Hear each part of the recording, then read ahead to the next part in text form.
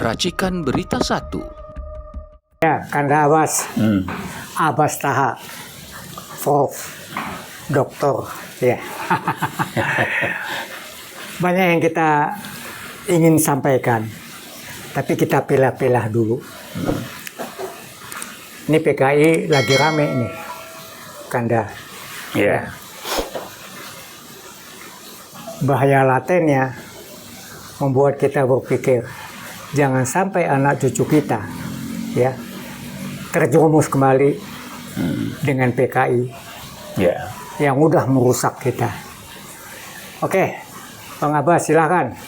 Baik, Pak Buyung. Nah, pada kesempatan ini saya menyampaikan panggilan Prof saya itu panggil akademik kalau ada seminar internasional dan seterusnya, karena jabatan fungsional tersebut harus tanda tangan presiden lah. Jokowi kan tidak tanda tangan, Gus Dur pun tidak tanda tangan, ya. Namun dalam komunikasi nggak ngerti dia tanda tangan, dia nggak ngerti, dia nggak pernah baca. Jadi, tapi dalam komunikasi akademik, kalau kita sudah lektor kepala atas, ya itu sudah dipanggil profesor. Baik, terima kasih. Jadi Partai Komunis itu kita review kembali ke belakang sedikit. Kita tahu manifesto politik, manifesto komunis. Itu diciptakan oleh Karl Marx dan Engels tahun 1848. Tapi suka didengungkan oleh Bung Karno.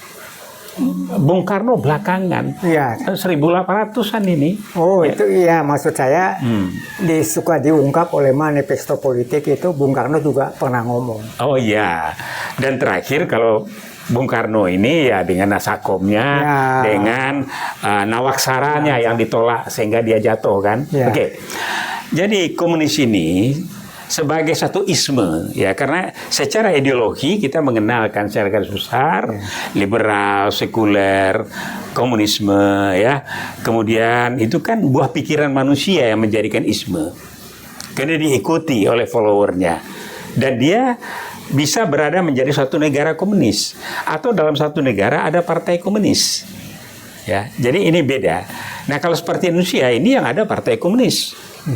Kalau di Thailand ada partai komunis, di Kamboja sekarang ini negara ya partai ya komunis dari satu. Begitu juga dengan Cina, ya Korea Utara, Cina dan Kuba. Kalau China ya komunis, ya. Tetapi sekarang ini bergeser menjadi komunis kapitalis. Oke.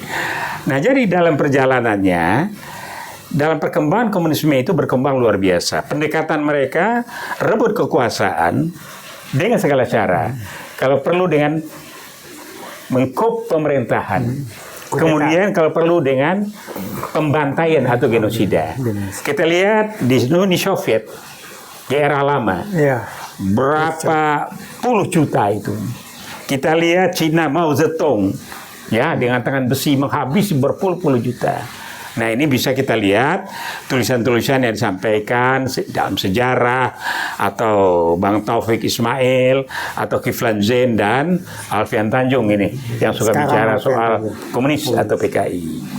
Nah, di Indonesia sendiri bagaimana? Nah, di Indonesia ini komunis masuk lewat Belanda tahun 1920. Snevel, ya. Kemudian dibentuk ISDV namanya di Semarang, ya. Pertama kali. Tumbuh berkembang menjadi partai. Kemudian ternyata melakukan pemberontakan pada era Hindia Belanda. Kemudian dibersihkan, ditangkap, dan 13.000 anggotanya ditangkap pada era itu. Nah, setelah itu kemudian masuk ke era menjelang kemerdekaan. Dia ikut bergerak, tetapi setelah merdeka, ya, melakukan polarisasi berkelompok, ya, kemudian melakukan pemberontakan di Madiun, yang tokohnya itu ya Musso, Aidit dan lainnya. Tetapi Tan Malaka sebagai tokoh yang ditunjuk untuk pimpinan komunis untuk di Asia Tenggara ini, itu menolak peristiwa tersebut, dia ikut. Kemudian tumbuh berkembang mendirikan Partai Murba. Nah, setelah perjalanan tersebut, nah komunis itu melakukan pembantaian luar biasa. Dan yang banyak karena itu adalah keluarga Nahdien, santrinya, kiai, dan beberapa pamong, polisi maupun tentara.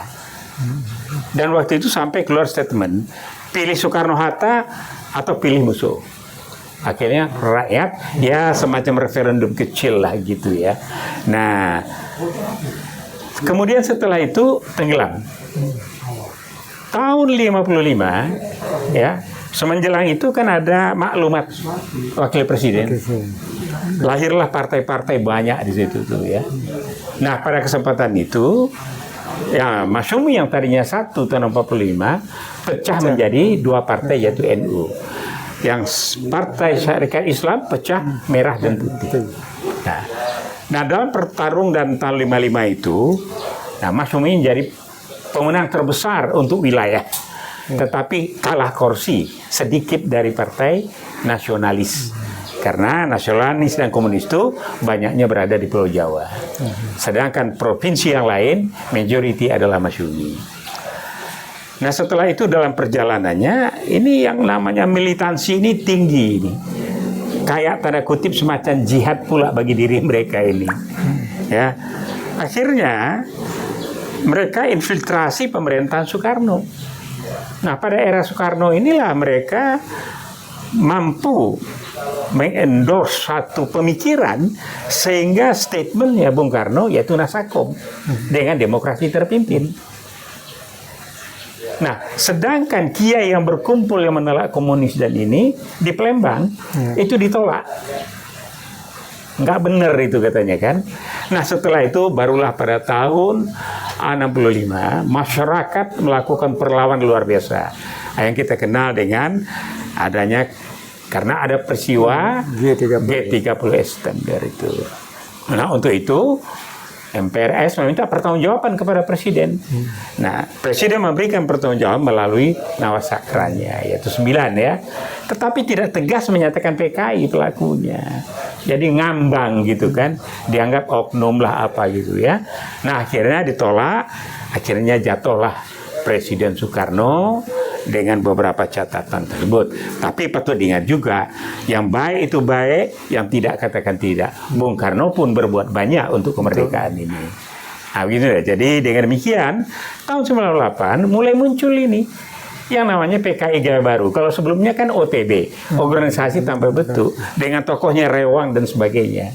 Berkembang di Sukabumi, ada pertemuan di Jawa Tengah, mereka kumpul lagi, macam-macam mereka lakukan, yang pernah juga didiskusikan, ya di mana Luhut juga ikut dalam hal ini. So Luhut ini kan pamannya PKI ini, kata si ini siapa? Salim Said ya, dalam bukunya malah jelas ya. Dan terakhir apa? Waktu ada lambang-lambang komunis itu heboh soal aku bangga jadi anak PKI ya. Yang sekarang jadi anggota DPR itu. Nah, LBM mengatakan, itu lambang anak-anak muda aja. Padahal jelas, tapi MPR mengatakan tidak boleh ada citra gambaran daripada komunis tersebut. Nah, inilah LBP ini patut dipertanyakan juga kawan ini. Ya, nah, jadi setelah 98 muncullah nama PKI Gaya Baru, dan dalam hal ini ya mari kita cermati apa yang telah secara menyeluruh konferensif juga Prof. Taufik Abaudin ya semacam senior leader daripada UI Watch juga sering menyampaikan hal tersebut, dan saya sejalan dengan pemikirannya. Mudah-mudahan ya bahwa yang selama ini dianggap musuh oleh komunis itu adalah TNI dan Islam. Dan mudah-mudahan ini dipahami oleh, tentu beliau paham. Beliau sebagai intelektual, profesional, akademisi, dan juga adalah militer profesional begitu. Nah, mudah-mudahan dalam perkembangan ini kita lihat beberapa pendekatan dilakukan dalam mengelola pemerintahan negara ini. Import nikel apa dan sebagainya sudah mulai berjalan baik, satu pintu. Dan antara difungsikan, aset dikumpulkan. Dan baru-baru ini celakanya kurang ajar kalau menurut saya itu. Kadin China menulis surat langsung kepada Prabowo. Pertama bagus-bagus ceritanya, terakhir dia kecewa terhadap perilaku kita terhadap pembatasan masalah tambang nikel. Sudah jelas bertontonase berangkat, tidak jelas tonasinya berapa, pajaknya kemana. Karena apa? Duitnya yang ngirim dengan perusahaan cangkang yang ada di Singapura. Nah, jadi duitnya kemana? Mudah-mudahan sebagaimana waktu almarhum Reza Ramli dan Faisal Basri mengatakan, kalau kalau kita ini bisa mengamankan SDA kita, masing-masing kepala keluarga bisa dapat 20 juta per bulan. Nah, jadi itulah kita harus cermati bahaya laten komunis ini yang tiada henti karena akan selalu ada kelihatannya. Nah, bagi generasi muda, terkhususnya karena bonus demografi, jangan diwarnai ini. Karena soal buruh yang identik dengan PKI di Indonesia dikatakan adalah pekerja, sehingga muncullah serikat pekerja yang dua tokohnya sekarang menjadi Menteri Prabowo. Tapi bukan PKI kan? Bukan PKI. Nanti kita bahas lagi mengenai dua tokoh. Bisa enggak dia ikut mewarnai Menteri Prabowo ini? Said Iqbal akademisi buruh, Jumhur akademisi buruh, orang pergerakan. Haji Sujana juga. Cuma kemarin masalah ini, ya sudahlah.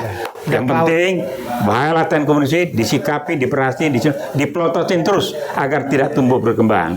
Sekian dari saya, Bang Buyung. Bila taufiq, wassalamualaikum warahmatullahi wabarakatuh. Terima kasih, Kanda.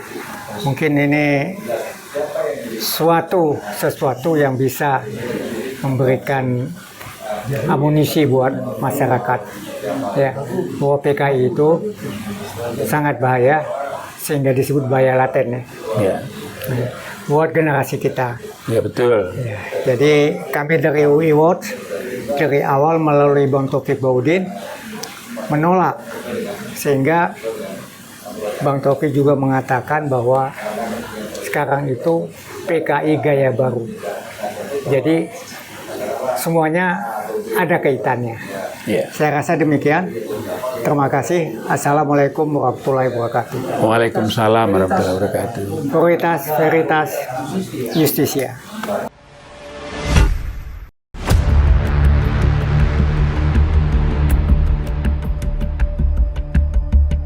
Racikan Berita 1.